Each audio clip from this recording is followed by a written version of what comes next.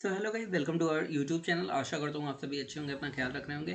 तो दोस्तों, आज हम लोग इंग्लिश के कुछ इंपॉर्टेंट क्वेश्चन देखने वाले हैं जो एग्ज़ाम के लिए बहुत इंपॉर्टेंट हैं, क्योंकि इसी तरीके के क्वेश्चन आ रहे हैं एग्ज़ाम में। और मैं सिलेबस से ही क्वेश्चन निकाल के लाया हूँ। जो भी आपका सिलेबस है, जैसे उसमें जो भी दिया गया है, जैसे direct, indirect, active, passive and idem, phrases and वो सब पूरा डिटेल में निकाल के लाया हूँ। तो चलिए बिना किसी देरी के स्टार्ट करते हैं। सबसे पहला हमारा क्वेश्चन है, ध्यान से देखिएगा। Nancy said, comma inverted comma, I may leave tomorrow. ये आपको पता है कि डायरेक्ट है, इसे इनडायरेक्ट में चेंज करना है। तो ध्यान से देखिए, नैन्सी सैड लिखा है, नैन्सी ने कहा आई मे लीव टुमारो। मे का मतलब क्या होता है, जरा बताइए। मे का मतलब होता है कि मैं कल जा सकती हूँ। मतलब वो कहीं आई होगी और जाने वाली है, तो उसने कहा आई मे लीव टुमारो, मैं कल जा सकती हूँ।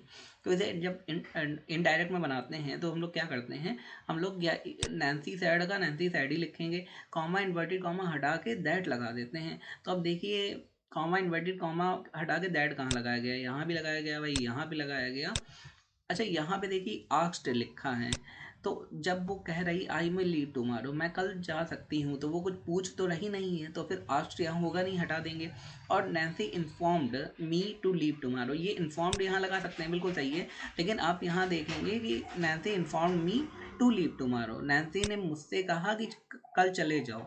तो नैन्सी खुद कह रही कि मैं कल जा सकती हूँ, और वो कहेगी कि तुम चले जाओ, ऐसा तो है नहीं। तो सी और डी वाला तो बिल्कुल रॉन्ग हो गया।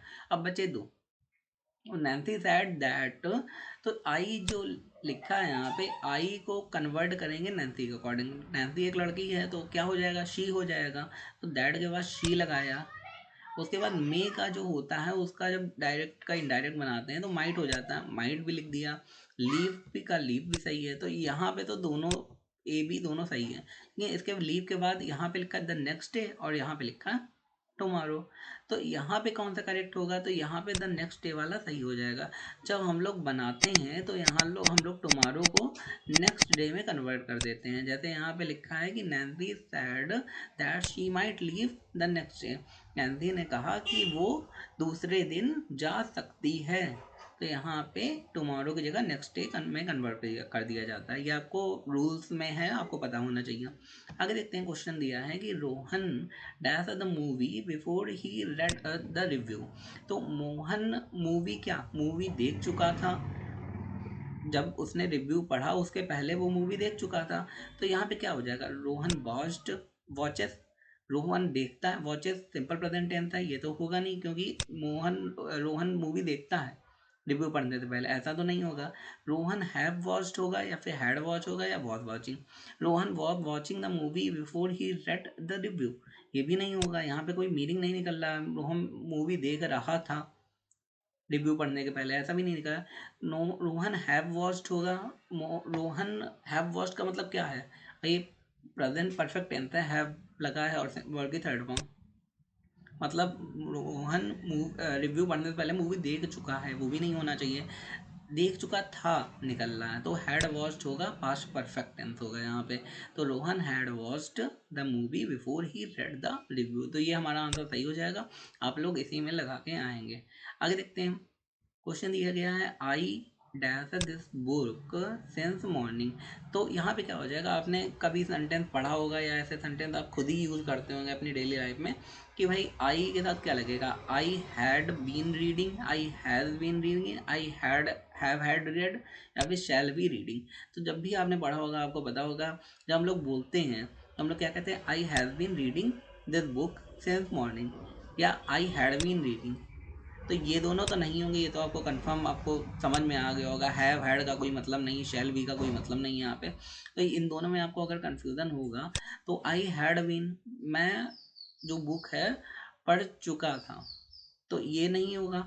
यहाँ पे पास्ट की बात हो रही है, यहाँ पे प्रेजेंट परफेक्ट कॉन्टिन्यूअस की बात हो रही है, क्योंकि हैज़ के साथ बीन लगाना है, लगा। तो यहाँ पे यही करेक्ट हो जाएगा, I has been reading this book since morning, मैं सुबह से इस बुक को पढ़ रहा हूँ। जब भी आप ये सेंटेंस बोलते हैं तो हम लोग इसी को यूज़ करेंगे। अब सिंपल सी बात है, इसने लिखा सिंस मॉर्निंग, सुबह से, तो हैड का उसी दिन की बात कर रहा है, तो उसी दिन के लिए हैड लगाएंगे नहीं, उसी दिन के क्या लगाएंगे, प्रेजेंट परफेक्ट, मतलब प्रेजेंट की बात हो रही है। तो इससे भी आप जान सकते हैं। आगे देखते हैं, Brushali said we went for a summer trip. Brushali ने कहा कि हम समर ट्रिप के लिए गए। तो इसे इनडायरेक्ट में कन्वर्ट करना है, तो यहाँ पे क्या हो जाएगा, विदुषी सॉरी। तो विदुषी सैड दैट, यहाँ पे वी की जगह वृषाली से कन्वर्ट नहीं करेंगे, क्योंकि वृषाली के हिसाब से यहाँ पे शी होना चाहिए, लेकिन कन्वर्ट नहीं करेंगे क्योंकि यहाँ पे ऑलरेडी वी है। वो खुद ही कह रही कि हम समर ट्रिप के लिए गए थे, तो वी का क्या किस में कन्वर्ट हो जाता है, दे में कन्वर्ट हो जाता है। और विदुषी सैड दैट दे, यहाँ पे वेंट लिखा है, वेंट कौन सा टेंस है, सिंपल पास्ट टेंस है। सिंपल पास्ट कन्वर्ट किस में होता है, सिंपल पास्ट किस में कन्वर्ट होता है, आगे वाले टेंस में कन्वर्ट हो जाता है। तो यहाँ पे क्या होना चाहिए, यहाँ पे दे वेंट, मतलब ये सिंपल पास्ट का सिंपली पास्ट है, तो ये तो नहीं होगा। यहाँ भी दे वर, तो ये भी सिंपल पास्ट का यहाँ पे वर कर दिया, पास्ट कॉन्टिन्यूस में कर दिया इन्होंने। और यहाँ पे दे हैड गॉन एंड यहाँ पे दे वेंट आ गया, ये तो नहीं हो सकता क्योंकि सिंपल पास्ट का सिंपल पास्ट ही है। यहाँ पे ये भी नहीं हो सकता, यहाँ पे वर्ड लगा है, मतलब पास्ट कॉन्टिन्यूस में है, और यहाँ पे पास्ट परफेक्ट में। अब बताइए सिंपल पास्ट किस में कन्वर्ट होता है इनडायरेक्ट बनाते हुए, वो होता है पास्ट परफेक्ट टेंस में। तो यहाँ हो जाएगा Vidushi said that they had gone, gone क्योंकि वर्ब की थर्ड फॉर्म, तो वेंट का क्या हो जाएगा, gone for a summer trip. तो ये सी वाला हमारा सही हो जाएगा। आगे देखते हैं क्वेश्चन।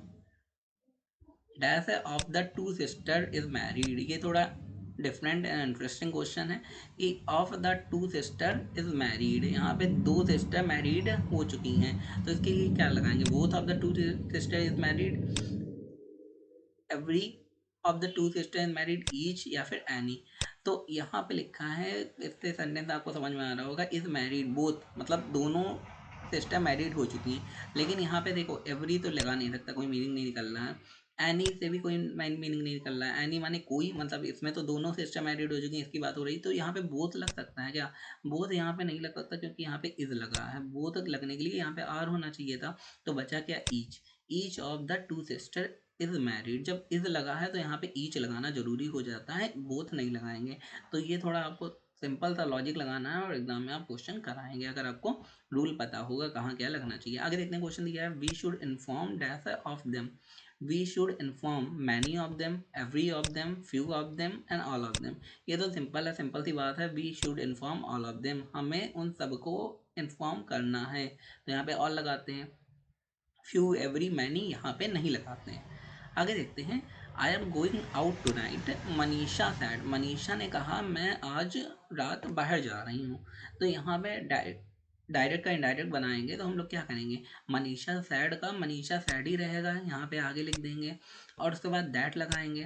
ठीक है, यहाँ पे कुछ नहीं, मनीषा सैड शी, तो यहाँ पे कॉमा इन्वर्टेड कॉमा लगा के कुछ लगाना चाहिए ना, हटा के, यहाँ पे नहीं लगा तो इसे पहले ही रॉन्ग कर देंगे। तो यहाँ पे मनीषा सैड दैट, यहाँ पे आई को मनीषा के अकॉर्डिंग कन्वर्ट करेंगे तो शी हो जाएगा। ठीक है, शी एम है, मतलब प्रेजेंट कॉन्टिन्यूस है, तो वो पास्ट कॉन्टिन्यूस में कन्वर्ट हो जाएगा। ठीक है, बहुत है। गोइंग आउट, यहाँ पे टू नाइट लिखा है, यहाँ पे दैट नाइट लिखा है, और दैट नाइट यहाँ पे भी क्या है, Manisha said that she will be, लेकिन यहाँ पे विल बी है तो ये रॉन्ग हो जाएगा, क्योंकि सिंपल सी बात है, अगर प्रेजेंट कॉन्टिन्यूस है तो उसे पास्ट कॉन्टिन्यूस में चेंज करा जाएगा। तो यहाँ पे ये दो सही हैं, ए और बी वाला, लेकिन अंतर क्या है दोनों में, टू नाइट यहाँ लिखा है, यहाँ पे दैट नाइट लिखा है। जैसे अभी मैंने आगे बताया था, टुमारो के लिए द नेक्स्ट डे यूज़ करते हैं, तो टू नाइट के लिए हम लोग क्या यूज़ करेंगे, दैट नाइट यूज़ करेंगे, ना कि टू नाइट का टू नाइट ही रखे रहेंगे। तो ये इनडायरेक्ट बनाते टाइम ये रूल हैं, ये आपको याद कर रखने हैं। यहाँ पे है Manisha said that she was going out that night, simple था।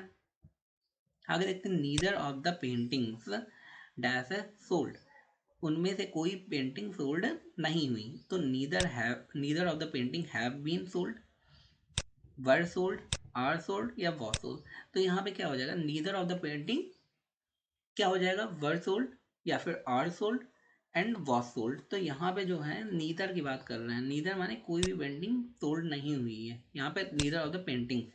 तो यहाँ पे क्या हो जाएगा, यहाँ पे हो जाएगा हमारा वर, क्यों लगेगा, क्योंकि यहाँ पे पेंटिंग्स है।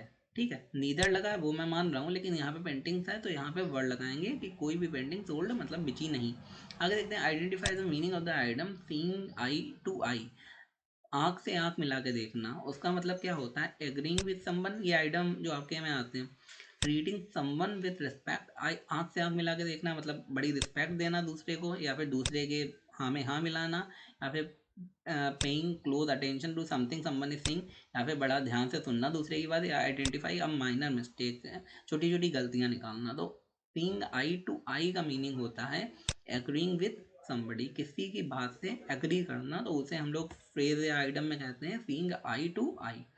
आगे देखते हैं, क्वेश्चन दिया है the meaning for the item fall on the deaf ears means, मतलब डेफ ईयर माने क्या होता है, जो बहरा है, और फॉल ऑन माने गिरना। तो इसका मतलब क्या निकल रहा है, कैन नॉट रिमेंबर, याद नहीं रख पाना, या फिर people would not listen to, या फिर टू बी इन ट्रबल, या फिर मतलब मुसीबत में पड़ना, या फिर फाइंड द हिडन मीनिंग, जो छुपा हुआ शब्द है उसे निकालना। तो जब हम लोग कहते हैं फॉल ऑन डेफ ईयर्स, तो उसका मीनिंग होता है people would not listen to, मतलब तुम्हारी बात को लोग नहीं सुनेंगे। इसको हम लोग ये भी कह सकते हैं कि फॉल ऑन डेफ ईयर्स, मतलब वो तुम्हारी बात को बिल्कुल इग्नोर कर देंगे। डेफ ईयर माने नहीं सुनना, इग्नोर कर देना। तो दोस्तों ये थे हमारे आज के इंपॉर्टेंट क्वेश्चन। आशा करता हूँ आपको वीडियो अच्छा लगा होगा। अगर अच्छा लगा तो अभी तक नहीं बोला है चैनल को लाइक शेयर सब्सक्राइब कर दीजिए बिना बोले हुए। अगर आपने पूरा देख लिया है तो बिल्कुल कर ही दीजिए। धन्यवाद।